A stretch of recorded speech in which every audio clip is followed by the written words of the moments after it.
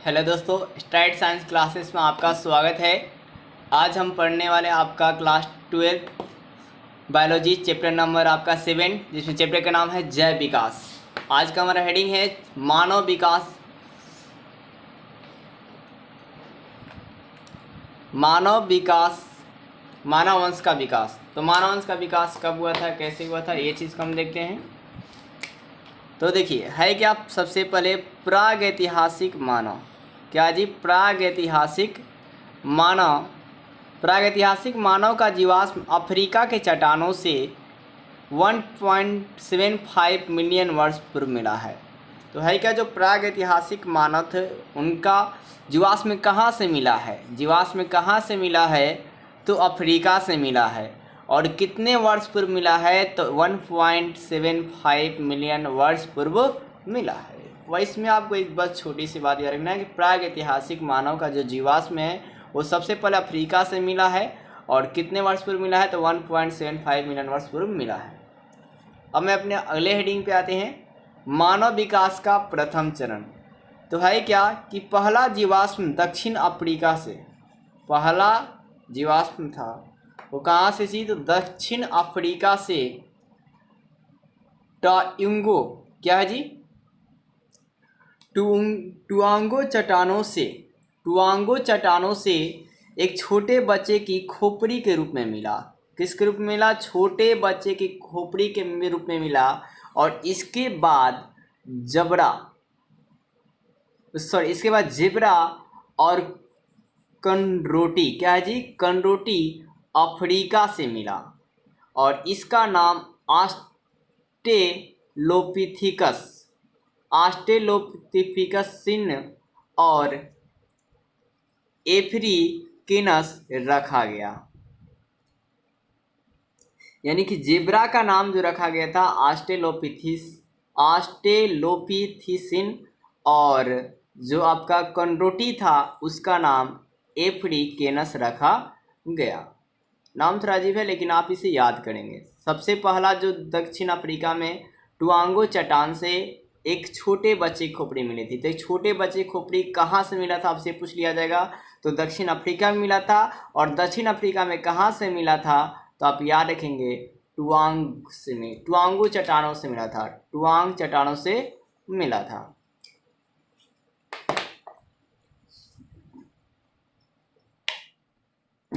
चलिए आगे के पॉइंट देखते हैं कि आखिर आपका ऑस्ट्रेलोपिथिसिन क्या होते हैं।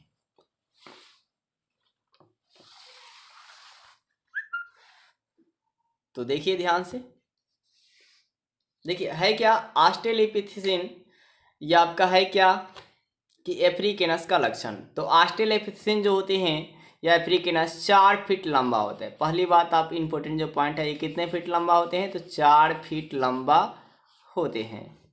और फिर क्या ये कितने केजी के होते हैं? तो 30 से 35 किलोग्राम का होते हैं। 20 से 35 केजी का होते हैं। पहला बात बताया कि ऑस्ट्रेलोपिथिकस जो होते हैं वो 4 फीट लंबा और 20 से 35 केजी के होते हैं। और इनके जो कपाल का आयतन होता है, लंबाई चौड़ाई, वो कितना होता है? 450 से 700 सीसी का होता है। और इनके मुख जो होते हैं वो आगे की होते हैं। मुख्य क्या होते हैं? तो आगे की ओर निकला होता है। मुख जो होता है वो क्या होता है? यहाँ मुख लिखा गया, मुख होगा, मुख आगे की ओर निकला होता है। और है क्या ऑस्ट्रेलोपिथिसिन जो होते हैं और जो एफ्रिकेनस होते हैं वो शाकाहारी होते हैं, मतलब वो मांस नहीं खाते हैं। तो आप फिर से देखेंगे ऑस्ट्रेलोपिथिकस के बारे में। ये क्या होते हैं? तो 4 फीट लंबा होते हैं, 20 से 35 केजी का होते हैं। कपाल इनका आयतन 450 से 700 सीसी का होता है। और इनका मुख जो होता है आगे की तरफ निकला होता है। और यह शाकाहारी होते हैं। चलिए अब अपने आगे पढ़ जाते हैं। दूसरा है हमारा जावा मानव या पिथेकेनोथ्रोपिन। क्या है जी? पिथेकेनोथ्रोपिन। तो जावा मानव का जन्म 1891 ईस्वी पूर्व जावा की सोले नदी से प्राप्त हुआ। सोले नदी से क्या हुआ जी? प्राप्त हुआ, जिसका जीवाश्म 6 साल पूर्व पुराना था।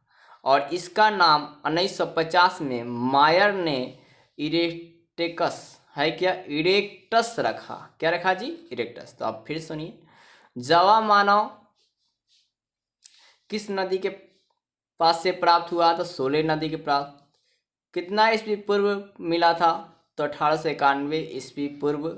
और कहाँ मिला था? जावा की सोले नदी से प्राप्त हुआ था।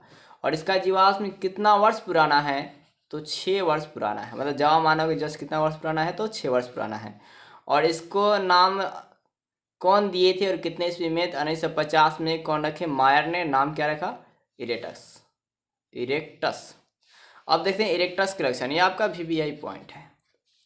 तो इरेक्टस जो होते हैं 5 फीट लंबा होते हैं और 70 केजी का होते हैं। ये 5 फीट लंबा और कितने होते हैं? तो 70 केजी का होते हैं। और जबरे जो होते हैं इनके आगे की ओर होता है। जबरा क्या होता है? आगे की होता है। और ठोड़ी का क्या होता है? थोड़ा अभाव होता है। और माथा जो होता है आगे की ओर होता है। माथा भी क्या होता है जी? तो आगे की तरफ होता है। यानी कि जो मस्तिष्क होता है वो क्या ज़्यादातर आगे तरफ होता है।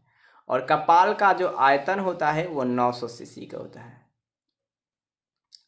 और ये सर्वाहारी होते हैं, मतलब ये सब कुछ खाते हैं, मतलब मनुष्य की तरह होते हैं, लेकिन नरभक्षी होते हैं। एक और बात, लेकिन ये क्या होते हैं जी? नरभक्षी होते हैं, मतलब ज़्यादातर ये नर को भी खा जाते हैं।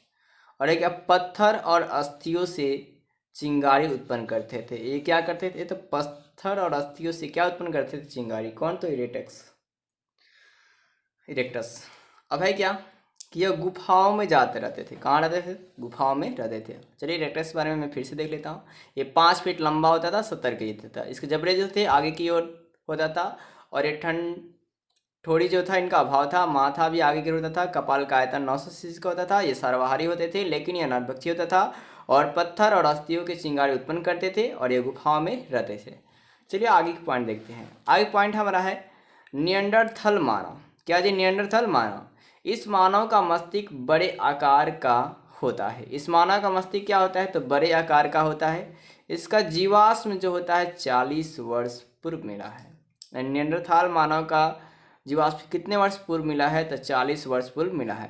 तथा इसका फैलाव अफ्रीका, यूरोप, एशिया तथा रूस में था। नियंडरथाल मानव का फैलाव कहाँ कहाँ था? तो अफ्रीका में था, यूरोप में था, एशिया में था और रूस में था।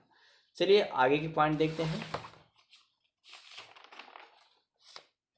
अब है नियंडरथाल मानव के लक्षण।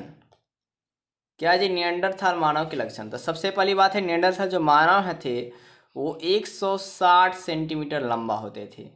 और ये भारी शरीर वाले होते थे। कैसे होते थे? भारी शरीर वाले थे। और इनका लेकिन माथा, एक खास बात है, छोटा होता था। देखिए 160 सेंटीमीटर लंबा होते थे। और आपका इनका ये कैसे होते? तो भारी शरीर वाला, लेकिन माथा कैसा होता था? तो छोटा होता था। इनका नाक जो होता था वो कैसा था? चौड़ा होता था। और ये बोलने में भी थोड़ा सक्षम थे। बोलने में क्या थे? सक्षम थे। और इनके कपाल का जो आयतन था वो था आपका 1450 सीसी का होता था। और यह औजार भी बनाते थे। और यह मुर्दे के रीति रिवाज को, जो मुर्दा होता था उनको रीति रिवाज के अनुसार ये दफनाते थे। और ये भी नरभक्षी होते थे, लेकिन परमात्मा को देते थे। और जानवरों का खाल पहनते थे। ये क्या पहनते थे? जानवरों का खाल पहनते थे। फिर अब एक बार हम लोग रिपीट कर लेते हैं कि आखिर नियंडरथाल मानव के लक्षण क्या थे। तो नियंडरथाल मानव का पहले सबसे बात, ये 160 सेंटीमीटर लंबा था। ये भारी शरीर का होता था। इसका माथा छोटा होती थी। इसकी नाक चौड़े होती थी। ये बोलने में सक्षम होते थे। कपाल का आयतन 1450 सीसी का होता था। और जार बनाते थे। और मुर्दे के रीति रिवाज को दफनाते थे। और नरभक्षी होते थे, लेकिन परमात्मा को देते थे। और ये जानवरों का खाल पहनते थे। अब है क्या? क्रोमैग्नॉन मानव। क्या है जी? क्रोमैग्नॉन। चौथा जो हमारा है वह है क्रोमैग्नॉन मानव। तो इसकी उत्पत्ति 30,000 वर्ष पूर्व हुआ था।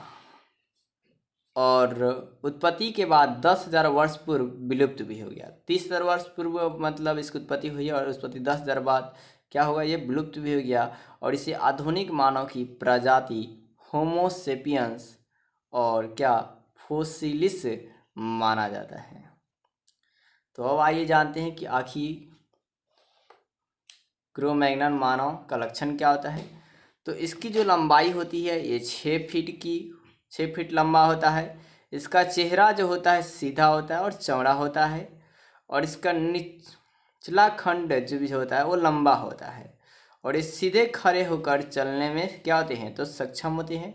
इनका कपाल का आयतन जो होता है 1600 सीसी का होता है, मतलब उनसे भी से ज़्यादा। और इनका नाक जो होता है खासकर उठा होता है और सिकड़ी हुई होती है। और ये अग्नि पर खाना पका कर खाते थे। ये खाना कैसे खाते थे? अग्नि पर पकाकर। ये भी गुफाओं में ही रहते थे।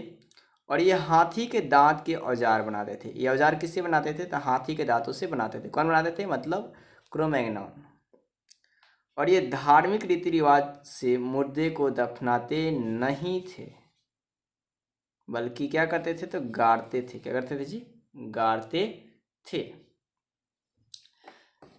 चलिए आगे का हम पॉइंट देख लेते हैं।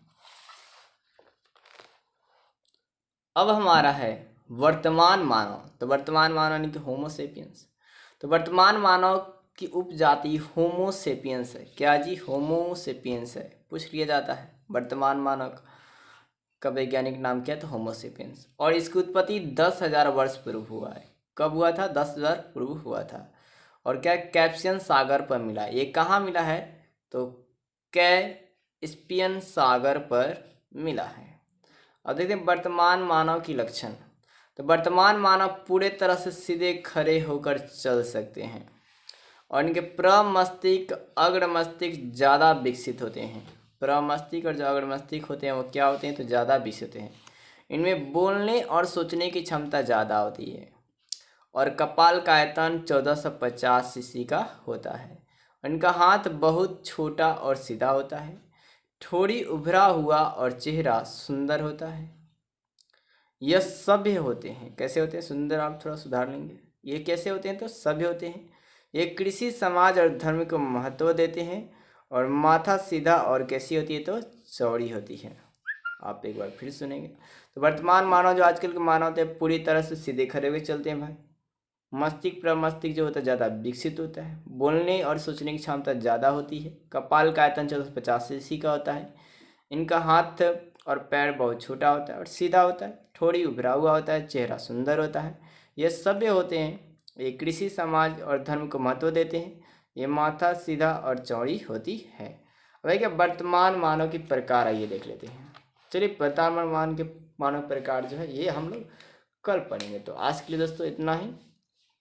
वीडियो अच्छी लगी तो वीडियो को लाइक और सब्सक्राइब जरूर करें।